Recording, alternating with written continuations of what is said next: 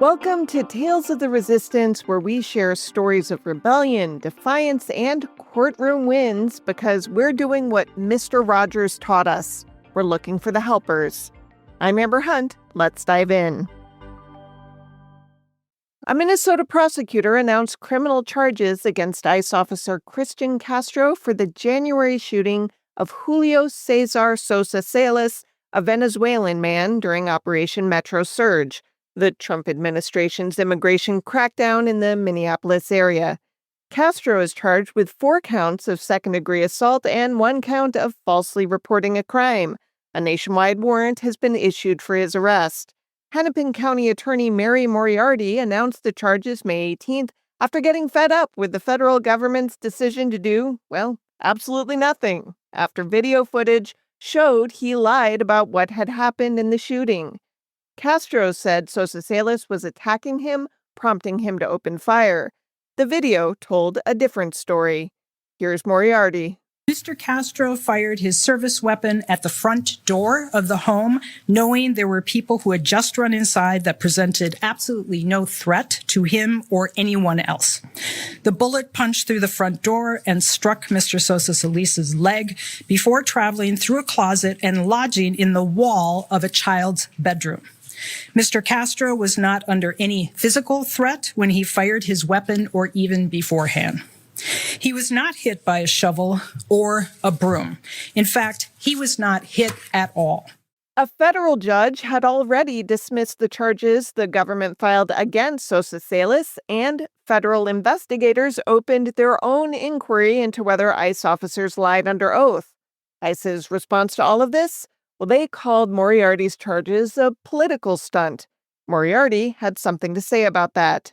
Mr. Castro is an ICE agent, but his federal badge does not make him immune from state charges for his criminal conduct in Minnesota. I've said it many times, and I'll say it again. There is no such thing as absolute immunity for federal officers who commit crimes in this state or any other. Castro is the second ICE officer Hennepin County has charged in connection with Metro Surge. In April, a different officer was charged with assault for pointing his gun at the heads of 2 people in another car on a highway. As you no doubt remember, Metro Surge was that Minneapolis area shit show that killed 2 U.S. citizens, Renee Good and Alex Preddy. The death sparked mass unrest and put a national spotlight on the conduct of officers who arrived in Minnesota armed, masked, and largely unaccountable. State prosecutors are drawing a line, and they're daring the federal government to cross it. 6 protesters just walked out of federal court free, and the government that spent 8 months trying to lock them up walked out with its credibility demolished. Here's the backstory. The so-called Broadview 6 were protesters charged in October after a demonstration at the ICE facility in Broadview, Illinois, where prosecutors alleged they conspired to surround and impede a federal officer's vehicle, a felony charge carrying up to 6 years in federal prison. Among them, former congressional candidate Kat Abagazale, Oak Park Village trustee Brian Straw, 45th Ward Democratic Committee person Michael Rabbitt, and campaign worker Andre Martin. All pleaded not guilty. The case was widely seen as the government weaponizing federal courts against Democratic officials for showing up at a protest. But on May 21st, with the trial just days away, U.S. Attorney Andrew Boutros walked into Judge April Perry's courtroom and dismissed all remaining charges with prejudice, meaning they can't be refiled, after a closed-door hearing revealed significant errors in the grand jury proceedings. Judge Perry told attorneys she was incredibly shocked by what she found in the grand jury transcripts and that the problematic conduct had been redacted out of the versions given to her by prosecutors. If you haven't read the ruling, find it online. It's a scorcher. Abagazale said outside the courthouse, quote, "We didn't deserve this, and no one deserves this," end quote. Defense attorneys are calling it an intentional cover-up. The U.S. attorney didn't exactly disagree. Boutros acknowledged in open court that prosecutors had engaged in improper vouching for the strength of the case before the grand jury, and that one of his assistants had conducted ex parte communications with a grand juror outside the courtroom. P.S. That's a no-no. Boutros called it upsetting. The judge called it something she has never seen before in hundreds of grand jury transcripts and said it had rocked her trust in the entire Department of Justice. Speaking of charges being dismissed, this one happened the day after the Broadview 6 dismissals. That's when U.S. District Attorney Judge Waverly Crenshaw dismissed all human smuggling charges against Kilmar Abrego Garcia, ruling the Justice Department's prosecution of him was vindictive, brought not because of evidence, but because he had sued them. Crenshaw wrote, quote, "The objective evidence here shows that, absent Abrego's successful lawsuit challenging his removal to El Salvador, the government would not have brought this prosecution," end quote. If you need a refresher, Abrego Garcia was illegally deported to El Salvador in March 2025, sent to a notorious supermax prison, despite an immigration judge having granted him legal status that explicitly barred his deportation there. The Trump administration acknowledged it was a mistake. He sued. Courts ordered his return. DHS resisted for months, but eventually brought him back and arrested him the moment he set foot on American soil, charging him with human smuggling from a 2022 traffic stop in Tennessee. He had not been charged or arrested during that traffic stop, which lasted over an hour and ended with him driving away. The judge's opinion specifically cited public statements made by Acting Attorney General Todd Blanche on Fox News, tying the reopened investigation directly to Abrego Garcia's lawsuit, tainting the entire prosecution. Senator Chris Van Hollen, who traveled to El Salvador to demand Abrego Garcia's release, called it, quote, "a blatant abuse of prosecutorial power, one that should disturb all Americans," end quote. The courts agreed. On May 16th, thousands of people did something the Supreme Court had just told them they couldn't afford not to do. They showed up. More than 5,000 activists, faith leaders, organizers, and everyday people descended on Montgomery, Alabama for the All Roads Lead to the South National Day of Action, a mass mobilization in direct response to the court's April 29th ruling in Louisiana versus Calais. In a 6-3 decision, the court's conservative majority gutted Section 2 of the Voting Rights Act, making it nearly impossible for voters of color to challenge racial gerrymandering in court. Justice Kagan said it plainly in her dissent. Section 2 is now, quote, all but a dead letter. The day began at the Edmund Pettus Bridge in Selma, that's sacred ground, with prayer and remembrance honoring the marchers of 1965. Then the crowd moved to the Alabama State Capitol in Montgomery for an afternoon rally. Here's some sound from WIAT in Birmingham. This moment requires you not to be silent. It requires you not to give up. That message and the belief that there won't be liberation without obligation brought people like Jill Billingsley to Montgomery today. When our ancestors died for us to vote, I have to be out here. You know, like the point is that voting is very important, so it's in my spirit to be here today. More than 90 civil rights, voting rights, faith, labor, and community organizations were part of the effort. The Reverend Dr. Bernice A. King, CEO of the King Center, was also there. Organizers aren't framing this as a single event either. They're calling it the launch of a sustained summer of organizing, voter mobilization, civic education, economic pressure, legal advocacy, and direct action.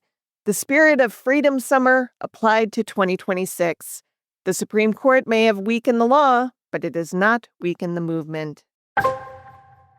What does accountability look like when the government won't deliver it? Well, sometimes it looks like 3,437 books on a shelf in Lower Manhattan. On May 8th, the Institute for Primary Facts opened the Donald J. Trump and Jeffrey Epstein Memorial Reading Room in Tribeca, a pop-up installation housing all of the... You know what? I'll let exhibit director David Garrett explain. What we've done here is printed out all 3.5 million files released by the Department of Justice by the Epstein Files Transparency Act. We've bound them into 800-page volumes and brought them here. That's about 3,500 volumes. The volumes weigh more than 17,000 pounds. Each one is about 5 pounds and 2 inches thick. The design was deliberately modeled on a New York City public library because that's exactly what it is. The bound files are stacked on bookshelves across 2 floors of a gallery on Reed Street. The exhibit ran through May 21st and was open to anyone 16 and up by appointment. There was a catch, though. Only journalists, members of Congress, law enforcement, survivors, and their legal advocates were allowed to actually open the books. That's because the Department of Justice failed to properly redact the names of victims in the file while hiding the names of witnesses and co-conspirators. The organizers put it bluntly, the DOJ modified its search function instead of actually redacting anything. A message board in the basement filled up within 4 days. Survivors held a 24-hour live stream reading from inside the gallery. The Institute's goal was to make the scale of what happened impossible to ignore and build enough public pressure that Congress and the DOJ had no choice but to release the full, properly redacted files, which hasn't happened yet. In Utah this month, residents showed up twice to tell a Shark Tank celebrity that their water is not his to take. The target is the Stratos Project, a proposed 40,000-acre data center development in Box Elder County backed by Kevin O'Leary, who the internet tells me is Mr. Wonderful from Shark Tank, which I wouldn't know because I've never watched 1 second of that show. The development is said to become one of the largest data centers in the world if fully built. Critics say the project would drain water from an already imperiled Great Salt Lake and that it got approved at warp speed with almost no public input. They're right on the process. The state's Military Installation Development Authority approved it on April 24th. 10 days later, county commissioners voted to advance it without taking a single public comment before the vote. So, Utahns organized. On May 14th, a few hundred demonstrators rallied on the Capitol steps and delivered a petition signed by more than 7,000 people to Governor Spencer Cox's office, demanding independent reviews and a real public comment period. Now on May 23rd, more than 600 people came back for round 2. The pressure is working, even if protesters have had to figure out who's actually in charge. It turns out the county commissioners were never the real decision makers. That authority sits with MIDA, the state entity driving this project forward. But when thousands of Utahns filed formal objections to the project's water rights application, O'Leary's team quietly withdrew it. They'll have to refile and face a mandatory public comment period and hearing when they do. The fight has moved to permitting, and the public gets a seat at that table. O'Leary's response to all of this was to call the protesters paid outsiders bussed in from other states, and then to call 2 activists out by name on social media, accusing them of being Chinese spies. I think he said it on Fox News, too. Those 2, Gabby Finlayson and Jackie Morgan, shot back, telling Mother Jones, when the initial kind of shock and nerves wore off, we kind of started laughing about it. Because it was absurd. They were laughing because it's absurd. Also, at the May 23rd rally, reporters interviewed dozens of attendees. Every single one of them was from Utah. So much for paid outsiders. Signs at the rally read, "Keep sharks out of the Great Salt Lake," and "You can't drink data." Gabby says it's important to keep on protesting. This has massive implications both for our water, our air, our temperatures of our state, everything. They are not happy with all the protests that are happening, and we need to keep that up. The people of Utah have a message for Mr. Wonderful. This lake belongs to us, and we're not done showing up. Summer is here, the AC is running, energy bills are climbing, partly because the Iran war has spiked fuel prices across the board. And right now, the Trump administration is trying to make sure that the cheapest, fastest to build energy sources in the country can't get a permit. Or rather, the administration was trying. A federal judge said no. Chief U.S. District Judge Denise Casper in Boston on May 21st issued a preliminary injunction blocking 5 Trump administration policies that had effectively created a total permitting freeze on wind and solar projects on federal land and anywhere a federal permit is required. The lawsuit was brought in December by 9 clean energy trade associations who argued the policies were arbitrary, capricious, and illegal under the Administrative Procedure Act. Judge Casper agreed, calling their case likely to succeed on the merits. Here's what those policies actually did. Interior Department rules required the Secretary's personal sign-off on nearly every step of any wind or solar permitting process, a deliberate bottleneck designed to grind approvals to a halt. Fossil fuel projects moved through the same system just fine. The clean energy groups called it what it was, second-class status for wind and solar, dressed up in paperwork. Those block policies had collectively led to roughly 57 gigawatts of wind, solar, and offshore wind capacity being canceled or delayed. So that's not an abstraction. That's power that could have been keeping your house cool right now. And this is at least the 6th time federal courts have rebuked this administration's war on renewables. 6 cases, 6 losses for the fossil fuel agenda. The sun is out, the wind is blowing, and the courts keep saying, let them work. As the school year wraps up across Florida, it's worth taking a moment to account for what teachers, students, and families spent the last several months successfully fighting off. The 2026 Florida legislative session ended in March, and Equality Florida announced the results. 4 out of 5 anti-LGBTQ bills defeated. The bills that died would have legalized harassment of transgender workers, threatened teachers and doctors with lawsuits and criminal penalties for supporting trans youth, and banned pride flags from public spaces, including schools. If these bills had passed, they would have directly shaped what the new school year looked like for a lot of Florida kids and the adults who look out for them. Alongside those victories, advocates also secured emergency stopgap funding to protect Florida's AIDS drug assistance program after the state cut it, restoring more access to HIV medication for more than 10,000 people. And one bill did pass, the Anti-Diversity in Local Government Act, which restricts how cities and counties can celebrate and support their communities. But even that didn't go quietly. Here's Fort Lauderdale Mayor Dean Tritalis. The option of the governor is to remove us from office if we walk down the street in one of these parades. And it's almost getting to the point of absurdity, the extent to which these representatives in Tallahassee are taking their cultural agenda. The act faced enough bipartisan opposition that it was at least forced to carve out explicit protections for the Pulse Memorial in Orlando and the continued permitting of pride festivals. Equality Florida says they're already looking at legal challenges. But hey, they blocked 4 out of 5? That ain't bad these days, am I right? So you might be asking what made the difference here? Well, that'd be people, Bob.